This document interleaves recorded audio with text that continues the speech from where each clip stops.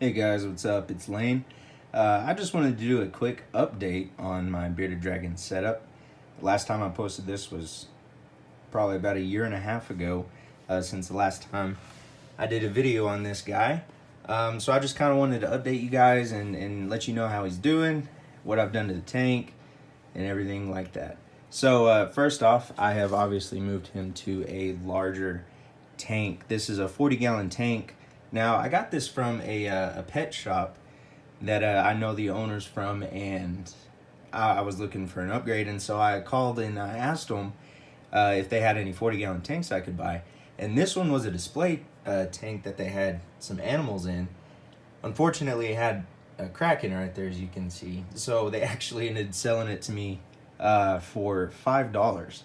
Pretty hard to pass up on that deal. So in case y'all are worried about him getting cut on these cracks or anything like that, I took some packaging tape and I lined it on the inside and on the outside to help reinforce it, keep it from cracking more, and also if he paws at the glass, he's not going to get cut on any of those edges. So don't worry about that. He's perfectly safe in here. Also, well, unfortunately, I guess, it didn't come with a top. I'm sure you probably noticed, this doesn't look like your conventional top for a 40-gallon tank, but I didn't want to spend, $25, $30 ordering one that would fit for it. So what I ended up doing is you can really go anywhere. I went to Walmart, but any hardware store, Walmart obviously is more universal for everyone to have.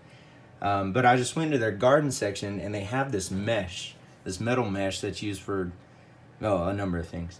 But what I did was the width of the mesh is actually perfect for making a lid on this tank. It's got overhang on the front and back, so you don't have to worry about him jumping up and knocking it off. But I laid it out over the top. I measured how long it was going to be, and so I just cut it to size. I folded down the corners on the back and popped it right on, and it works like a dream. And the entire roll was $10, I believe, and you can make probably five or six of these lids if you have other tanks that you would want to do it for. But this is a 40-gallon tank, so it's pretty large.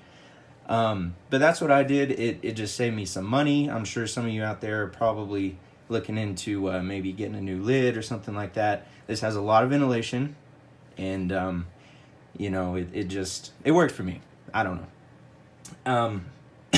What I did was, for the flooring in here, I changed it out from the Terramat that I had in my previous one. It's the Terramat. It's not bad. I'm not knocking on it. But I like something that's a lot easier to clean. The Terramat, if his claws get long, they get caught up in it sometimes, and then you know how bearded dragons are. They make a mess. So whenever he would go to the bathroom, it's really hard to clean out of that carpet-like texture. So what I ended up doing is, the house that I'm in, it had some extra slats of this hardwood, well, it's fake hardwood flooring. It's just laminate. But what I did was I got a few of these extra ones, cut them down to size, and you got a wood flooring bottom in here. He's living the high life right now. I also made him a little perch that you can see right there.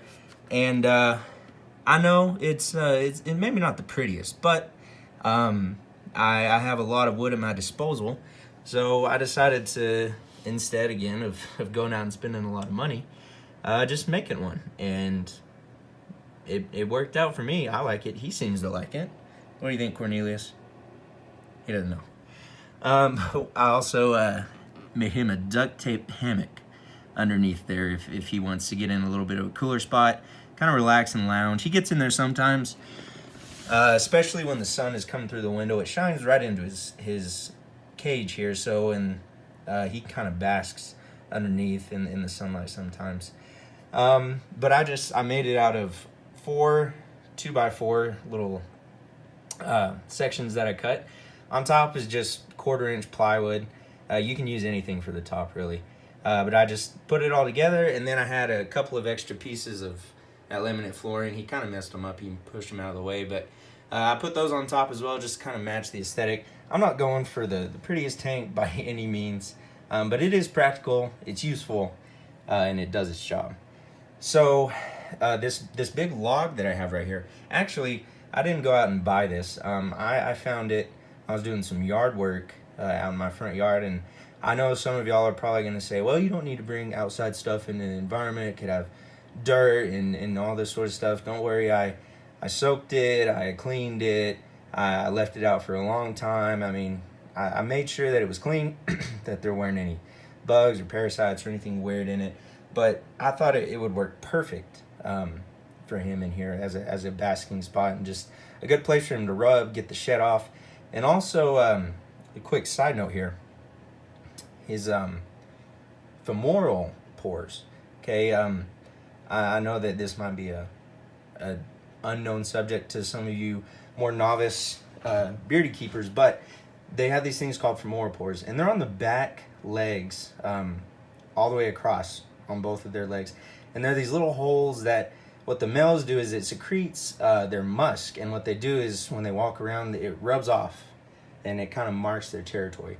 But what can happen is if you don't have any abrasive surfaces in your enclosure, they can get clogged up, and it's not a good thing by any means. It looks pretty nasty if you look up some clogged femoral pores on the internet. You'll see what I'm talking about. It doesn't look good. It gets really hard, waxy buildup, and it can cause some problems. So it's just important to have an abrasive surface of any kind, whether it's rocks or like this, a big log, something wooden, anything for them to just, when they're walking around, to rub on it. Ooh, hey. Well, we're not going to enter you in the Ninja Warrior anytime soon, but we'll keep practicing, yeah?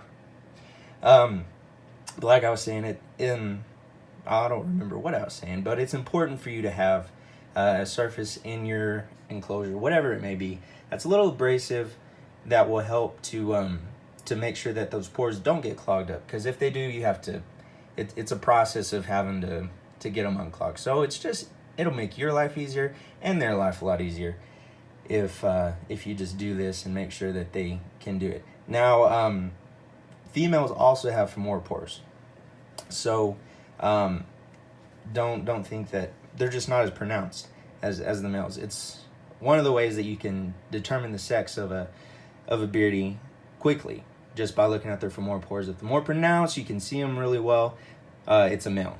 If they're a little less, pronounced and smaller and all that stuff, it's a female. So anyway, underneath the log here, to just kind of prop it up, it's a heating rock. Now, don't kill me for this. I don't use the heating rock. I actually cut the cord off of it. Heating rocks are horrible to use for, honestly, any reptile that you may have. I don't honestly know why they're still in production, why they even make them in the first place. Beardies are not used to taking in heat on their underside. That's not what they do. What they do is go out and bask in the sunlight from above. When they're in an environment or something like a heating rock that emits a lot of heat from underneath, they can't really tell how much heat they're getting. So what happens is they actually get burned. It burns their underside, and it's really bad for them. So if you have a heating rock, the best thing to do with it is use it as decoration. Cut the cord off and don't even mess with it. But it does add a pretty good little desert look into the enclosure. So, you make do with what you got. I don't have his food bowl in here. I usually don't leave it in here all the time. I just bring it in whenever I'm feeding him. So, but I've got his water dish over here. I clean that out every day. I fill it up. Make sure that if he happens to, mess himself and then step all in it and get poop in it, then clean it out as soon as possible. Sorry. It's a bit of the flu season here, so not feeling best. But, again, that's water dish. I'm not really going to go over a whole lot of what to do, how to raise them, all that sort of stuff. This is more of just an update video on how Cornelius is doing. He's not as big as I thought he might end up being. And part of that is due to the fact that he didn't come from a great environment. I bought him from PetSmart, which I try not to buy from the big name companies like that, because the production and the care of the animals is not great. So if you can, I know well, it might not even be more expensive at your local pet shop. But try to buy from local vendors. They usually take a lot better care of their animals. And you don't have to worry about a lot of stuff. With Cornelius here, he's missing some toes. The end of his tail is bit off. So he's had a rough go about it. But he is happy. He's still growing. It's slow. It's slow. It's a process. But we're getting there. Right, buddy? Well, he doesn't have much to say. But he is happy. But anyways, if y'all have any questions, be sure to leave them down in the comments down below. I'd love to answer anything that you have, any questions, concerns, even comments or critiques. I'm always open to new ideas, how to better care for my beardy, all that good stuff. So I hope you guys have a great day, and I'll see you soon.